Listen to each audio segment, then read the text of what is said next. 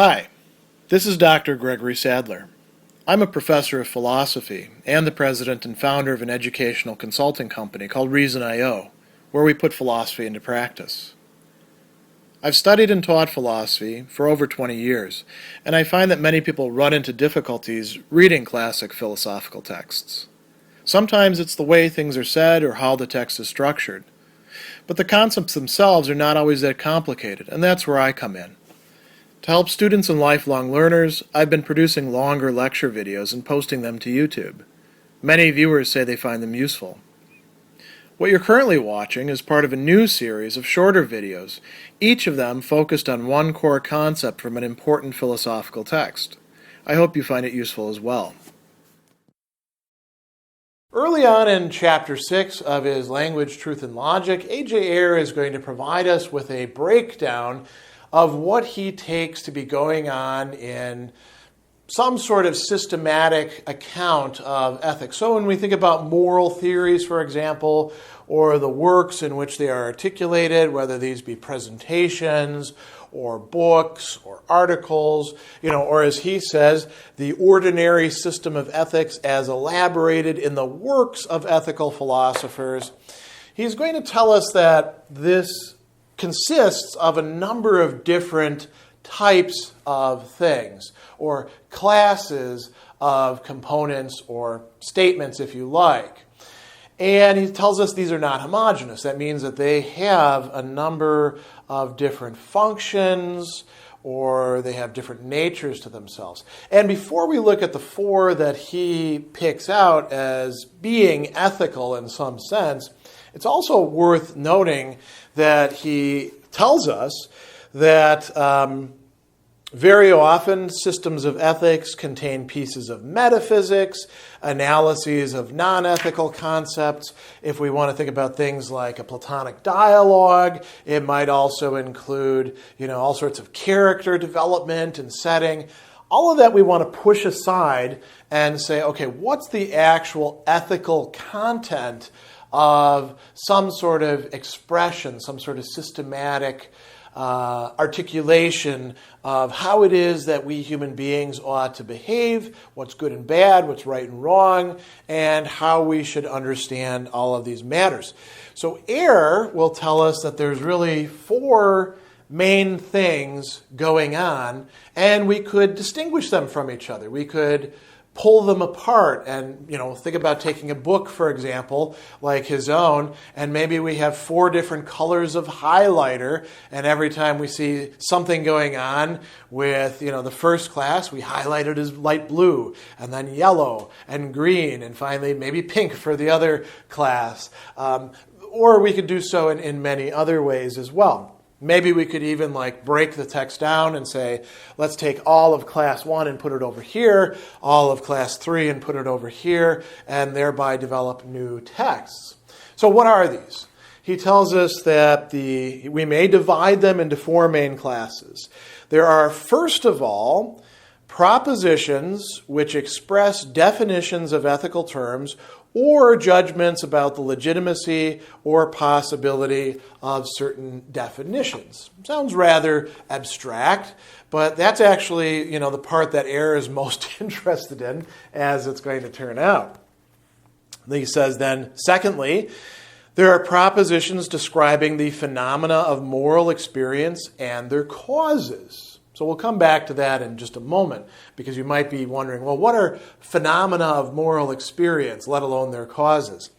Third, he says, there are exhortations to moral virtue. And what is an exhortation? An exhortation is saying that somebody ought to do something. You're trying to convince them or trying to stir them up to do something. So when I tell a student, for example, who's anxious about the exam, I said, just do your best, right? I'm exhorting them.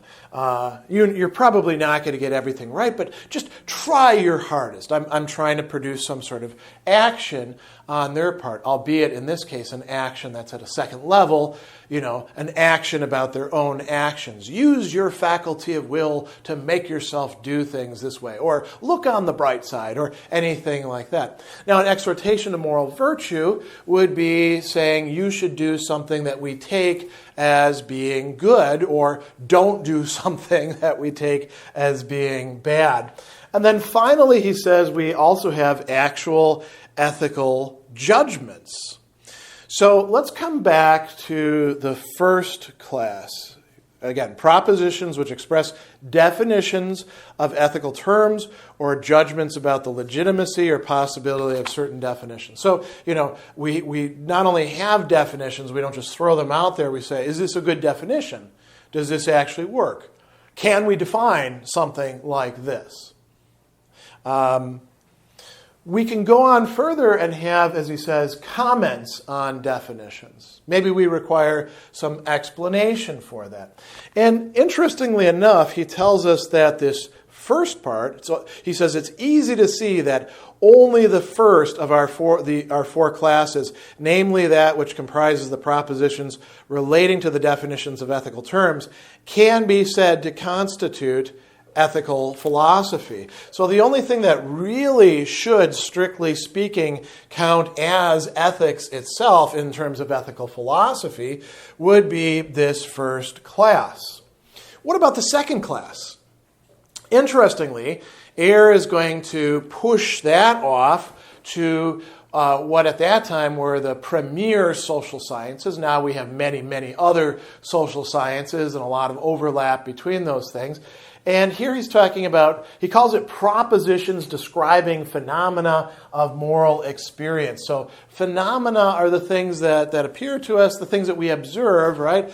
And moral experience would be that entire realm of things that either we directly observed or somebody else observed or could observe that have to do with some sort of value. So when we say, for example, World War II resulted in horrible loss of life, but it was quite important to fight totalitarianism, even if we also had to cooperate with another totalitarian regime, that is the Soviet Russians. We are engaging not just in some sort of definition process, but we're describing moral phenomena. We could say, what is it like to actually have to kill another human being? Is that a bad thing? Is that a good thing? Does thinking about it in terms of doing your duty or saving civilians or preventing a much worse outcome or just being brave, does that help you in any way? These are things that we would call moral phenomena.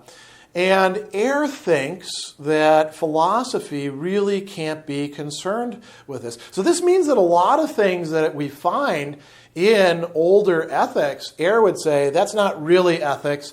That's for the scientists to determine. And which scientists? In his case, he talks about the psychologists and the sociologists. Psychologists focusing on the individual or the individual in a small context. Sociologists focusing on groups. We might include economists. We might, to some degree, include historians. We could include studies of communication, anthropology, all sorts of other things. But the point is here, Ayer thinks that any of this stuff in Class 2 really doesn't belong in philosophy, not even in that branch of philosophy that we call ethics. Going on to the third part, exhortations to moral virtue, Ayer points out that these aren't really propositions at all. They might express themselves in the form, a pseudo-form of propositions, like it is highly desirable that you complete your work on time and diligently, right? If I write something like that, I'm really not just saying, I'm telling you what happens to be highly desirable. It's up to you what you want to do. No, I'm telling you, I want you to complete your work on time and diligently. Do that because I think that's good. I'm going to give you a rah-rah if you do that, and I'm going to give you a boo if you do otherwise, right? These are not propositions at all, as we've said. And exhortations could be to all sorts of things. If the word moral virtue is tripping you up, just think about exhortations, commands, injunctions, attempts to convince people of something. Maybe even salesmanship might fall in there. You really can't deprive yourself of this new refrigerator. That's probably an exhortation, right? It is using somewhat ethical language. You've got to exercise your right to be a good consumer, something along those lines. That's really in that third part. Then we have actual ethical judgments, and at that point in the work, when he's going through these four types, he says, as for the expressions of ethical judgments, we have not yet determined how they should be classified, but inasmuch as they are certainly neither definitions, nor comments on definitions, so they're not the first part, nor quotations, we may say decisively they do not belong to ethical philosophy. So insofar as they're not involving some sort of definition, they're not really part of ethics. A little bit later, Ayer is going to set out an analysis of ethical judgments where he'll say they often have some factual components. Those we could actually reasonably disagree about and have decision procedures for figuring out, but they also have ethical components to them, ethical terminology. And that is really just an expression of our emotions, or it's an attempt to get other people to feel the same way that we do, or to induce some sort of action on their part. That leads into the emotive theory of ethics that he develops there. So coming back to this, Ayer is making this distinction. Why? In part because he says that, unfortunately, the distinction between these four classes, plain as it is commonly ignored by ethical philosophers, with the result it's often very difficult to tell from their works what it is they are seeking to discover or prove. Ayer says that if we're not distinguishing between these four classes of propositions, we're going to get ourselves all muddled up about what we're doing in ethics. And he thinks that most other philosophers do, in fact, do that. So he wants to restrict ethics, per se, to this first class. He's going to stray out of that in his own work. He's not entirely consistent with that, but he is giving you an interesting taxonomy, if you like, of the different classes of ethical contents, or if you like, you can say propositions, understanding, or statements, understanding that some of these are actually pseudo-statements or pseudo-propositions. They are not true or false, but merely express moral sentiment, feeling, preference, or try to get other people to feel the same or to do things. So that is the classification that he provides.